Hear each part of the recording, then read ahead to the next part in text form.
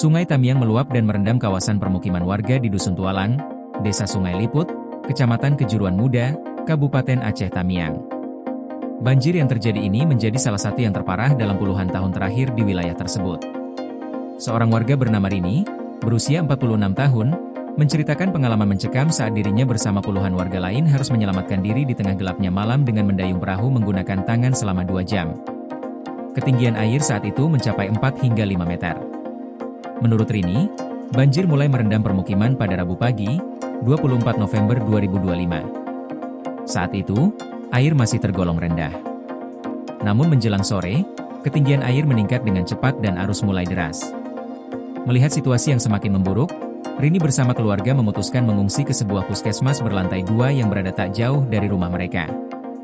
Saat mengungsi, Rini hanya sempat membawa sedikit bahan makanan serta beberapa berkas penting, termasuk ijazah. Mereka mengira lantai 2 puskesmas sudah cukup aman untuk bertahan dari banjir. Namun kondisi justru semakin mengkhawatirkan. Pada Jumat dini hari, 26 November 2025, sekitar pukul 1, air kembali naik dan mulai masuk hingga ke lantai 2 puskesmas. Ketinggian air di dalam gedung mencapai sebetis orang dewasa.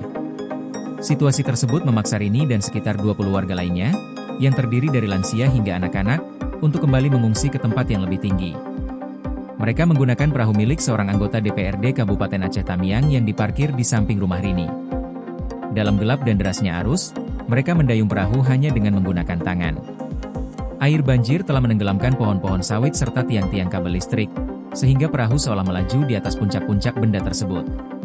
Setiap perahu hanya memuat 3 orang demi keselamatan. Perjalanan menuju bukit yang dijadikan lokasi pengungsian memakan waktu sekitar 2 jam.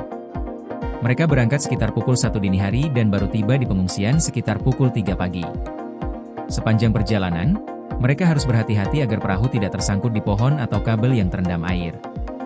Setibanya di pengungsian, para warga bertahan selama 3 hari di posko darurat yang berada di atas bukit.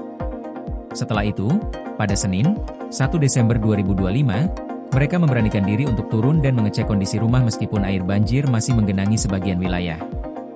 Air baru benar-benar surut secara perlahan pada sekitar Kamis hingga Jumat, 4 dan 5 Desember 2025. Meski banjir ini disebut sebagai yang terparah selama puluhan tahun terakhir, tidak dilaporkan adanya korban jiwa. Saat ini, Rini bersama keluarganya telah kembali ke rumah. Namun mereka belum bisa menempati bagian dalam rumah karena masih dipenuhi lumpur sisa banjir.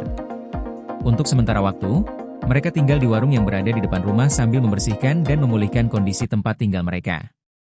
Koordinasi PLN dengan TNGL jelang Hari Kesaktian Pancasila, listrik terbangun, alam tetap lestari. Panen perdana garam Aceh. PLN hadirkan energi untuk UMKM di momen menyambut Hari Kesaktian Pancasila.